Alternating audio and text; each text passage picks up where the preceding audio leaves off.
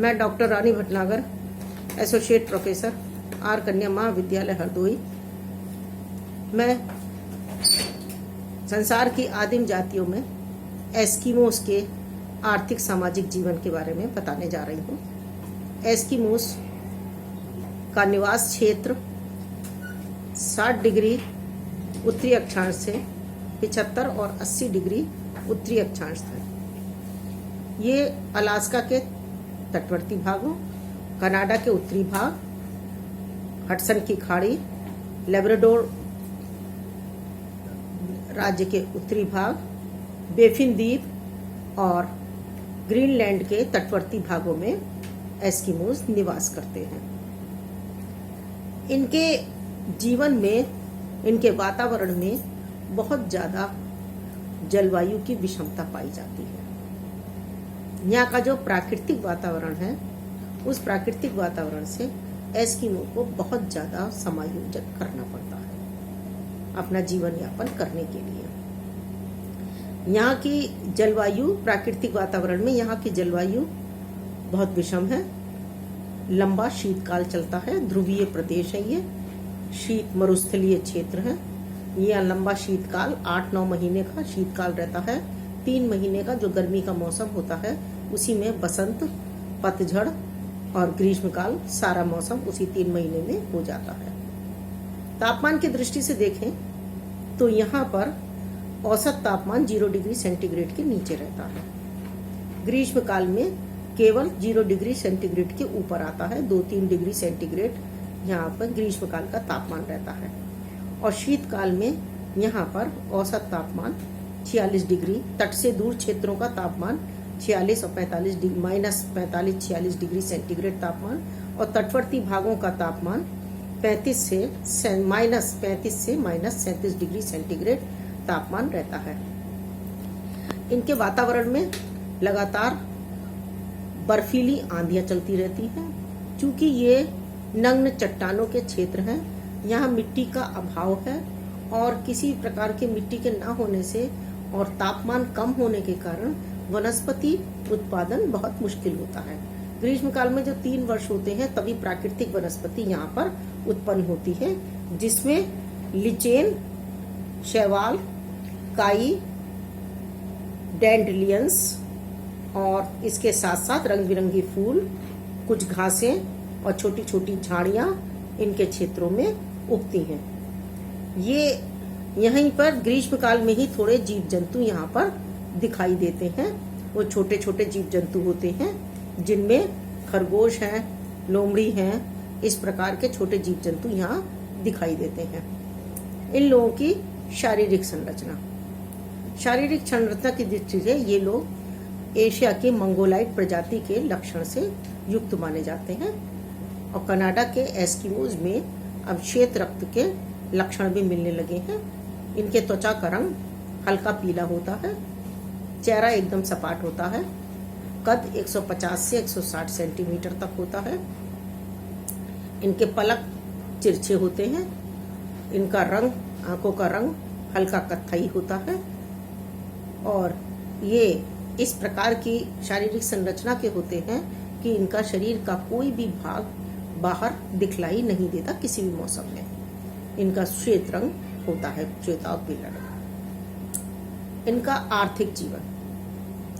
आर्थिक जीवन पूर्णतः शिकार पर आश्रित है। और शिकार भी ये कई तरीके के करते हैं। शीतकालीन इनके यहाँ शिकार होता है, बसंतकालीन शिकार होता है और ग्रीष्मकालीन शिकार होता है। शीतकालीन शिकार इनके 2 प्रकार के होते हैं। एक तो माउपोक विधि से शिकार होता है, दूसरा इतवार पोक विधि से होता है। माइपोक विधि में ये लोग एक हड्डी की छड़ एक उस छिद्र पे लटका देते हैं, जो छिद्र सील मछली अपनी सांस लेने के लिए बर्फ के ऊपर बनाती है। जाड़ों की शुरुआत में इस प्रकार के शिकार किए जाते हैं। तो इनके वातावरण में बर्फ की एक परत बिछी होती है और सील मछली ऊपर ऑक्सीजन के लिए, सांस लेने के लिए बर्फ में छेद कर देती है। उन छेदों के ऊपर एक पतली बर्फ की परत पड़ जाती है और उन छेदों को इनके शिकारी कुत्ते जो हैं ढूंढ लेते हैं। उन छेदों में ये हड्डी की छड़ लटकाकर बैठ जाते हैं।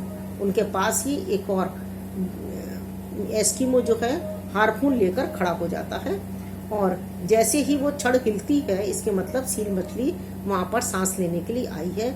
उसी समय दूसरा एस्किमो इसके ऊपर प्रहार कर देता है, जिससे उसका मुंह के आगे के हिस्से में हार्पून लग जाता है, और फिर ये बर्फ हटा के उसको सील मछली को निकाल लेते हैं। इतवार पोर विधि से शिकार करने में ये 2 छेदों को देखते हैं। एक छेद पे तो एस्किमो हार्पून लेके खड़ा होता है, और दूसरे छेद में ये लोग मांस लटका देते हैं, और जैसे ही वो उसके पास आती है सील मछली, वैसे ही ये अपना प्रहार कर देते हैं, और फिर उस बर्फ के अंदर से सील मछली को निकाल लिया जाता है। ऐसे शिकार के समय में ये अपने निवास स्थान से ज्यादा दूर नहीं जाते, पास ही रहते हैं, क्योंकि शीतकाल में शिकार करने के लिए इनका चूंकि खुला वातावरण होता है, वनस्पति विहीन क्षेत्र होता है, तेज हवाएं चलती हैं, और तेज हवाओं में बर्फीली हवाएं होती हैं, जिसमें हिमपात लगातार होता रहता है। तो ये हिमपात के और तेज आंधियों के डर से ये अपने क्षेत्र के से दूर नहीं निकलते हैं, अपने घर के नजदीक, निवास के नजदीक ही इस प्रकार के शिकार करते हैं। बसंतकालीन शिकार में ये क्या करते हैं, उस समय थोड़ा सा मौसम खुलता है और सील मछली सांस लेने के लिए और धूप खाने के लिए बाहर आती है।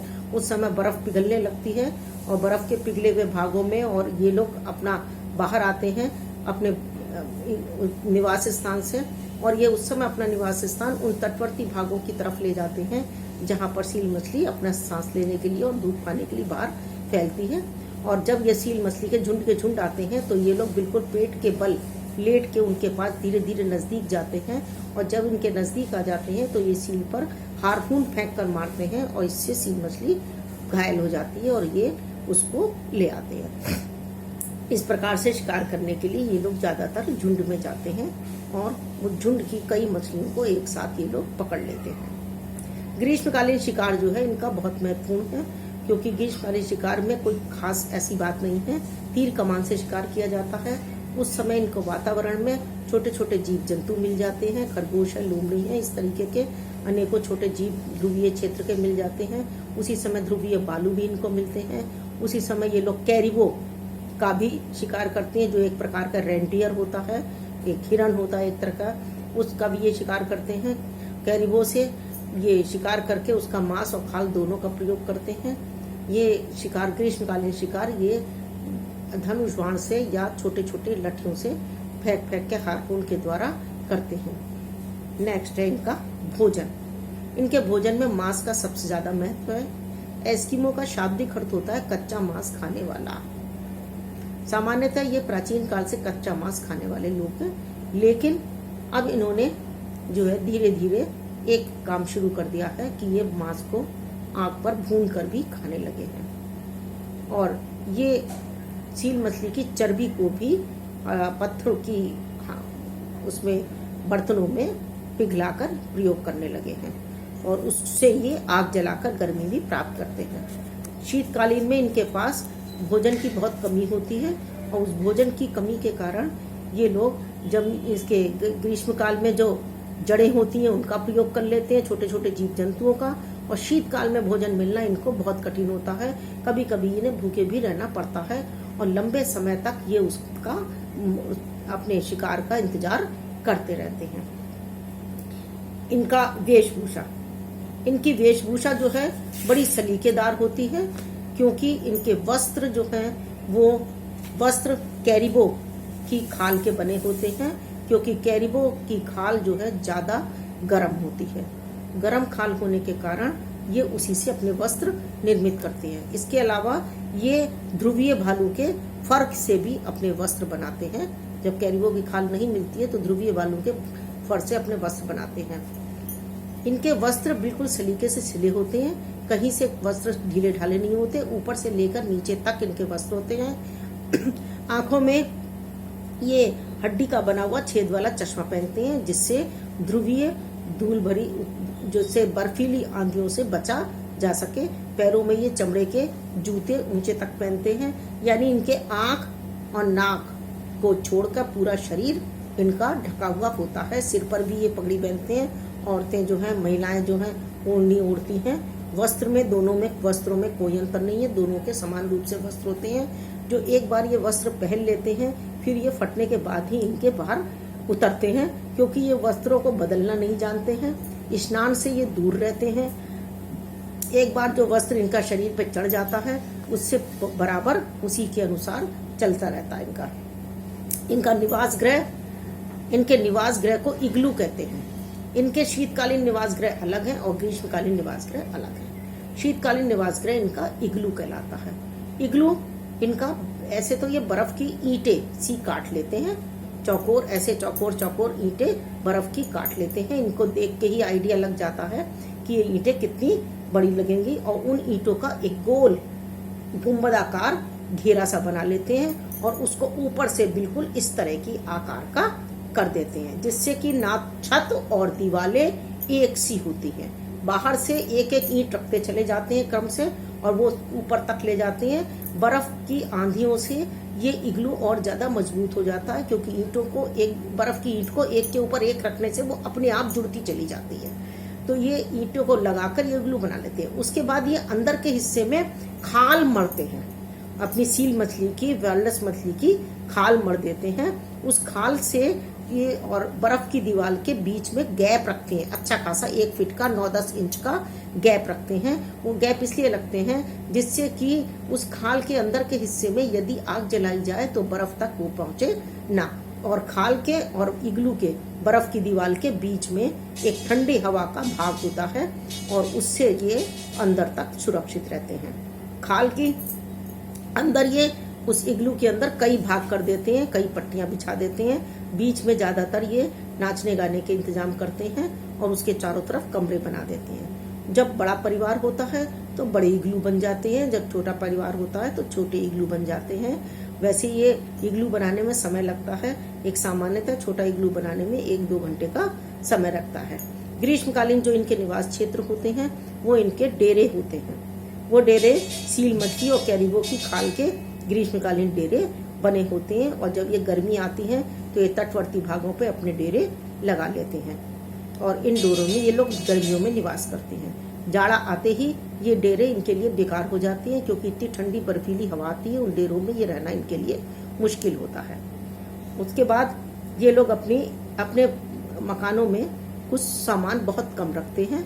थोड़ा बहुत इनका पानी वानी उबालने का वो होता है, बर्फ उबाल के गर्म करते हैं जिसको पीने में लेते हैं, और ये हांडिया अपनी जो केतली होती है पत्थरों की उसमें ये अपना भोजन कभी कभी उबालते हैं या भूनते हैं, आंच पर ये भूनते हैं, चिकनाई का प्रयोग करते हैं। तो ये बहुत कम सामान इनके उसमें होता है। और इनके वस्त्रों को जो है तांत के जो सील मछली का धागा होता है, खाल के धागे बनाकर उससे सिला जाता है, उसकी हड्डी से सुई बनाई जाती है। इनके विशेष वस्त्र वो जो है विशेष यातायात के साधन है, एक तो स्लेज गाड़ी है, दूसरे कायक और उमियाक, 2 प्रकार की नाव होती है इनके यहाँ। ये जो कायक है वो हड्डियों से सील मछली की खाल से मड़ी हुई होती है और व्हेल मछली की हड्डियों से बनी होती है कायक। उससे बना के ऊपर से ये उसको मड़ देते हैं और बीच में एक घेरा बनाते हैं जिसमें एक एस्किमो जो नाव चलाता है वो उसमें बैठता है। इसी तरह उमियाक होती है, उमियाक और बड़ी नाव होती है, वो भी इस तरह से पूरी तरह से कवर होती है और इसमें ये बड़े शिकारों को लेकर आते हैं। एक है इनके यातायात के साधनों में स्लेज गाड़ी। स्लेज गाड़ी जो है उसमें पहिए नहीं होते, वो 2 पट्टे होते हैं। वो पट्टे जो हैं वो हड्डियों के बने हुए होते हैं, ये भी व्हेल मछली के बने हुए होते हैं। इन पट्टों में से को खींचने का काम इनका कुत्ते करते हैं, शिकारी कुत्ते करते हैं। शिकारी कुत्ते इनको खींचने का काम करते हैं और ये इसके ऊपर इनके बच्चे भी घूमते फिरते हैं, यात्रा करते हैं, सैर करते हैं। इनके जीवन में सील मछली का विशेष महत्व है, क्योंकि सील मछली से इन्हें मांस मिलता है, दूसरे उससे चर्बी मिलती है, तीसरे इनको उसकी खाल से तंबू और वस्त्र बनाने को मिलते हैं। इग्लू इनका मड़ा जाता है और उसकी हड्डियों से ये अपनी स्लेज गाड़ी बनाते हैं और उसके तांत के धागे से ये अपने कपड़ों को सिलते हैं। इनके जीवन में सबसे ज्यादा महत्व सील मछली का है। इसके अलावा कैरिबो, वालरस, व्हेल मछली भी इनके लिए विशेष महत्व रखते हैं, उन्हीं से उनके जीवन यापन होता है। इनके सामाजिक जीवन बहुत सामान्य से है। ये बच्चे आपस में वो फुटबॉल की तरीके का खेल खेलते हैं। ये नाचना गाना भी अपने अंदर ही अंदर करते हैं। समुद्री जीवों को इनके जीवन में बहुत महत्व है, क्योंकि इन्हीं मछलियों के सहारे इनका जीवन यापन होता है।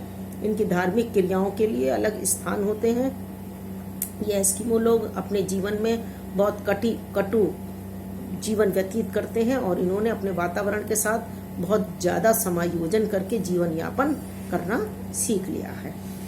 Thank you very much.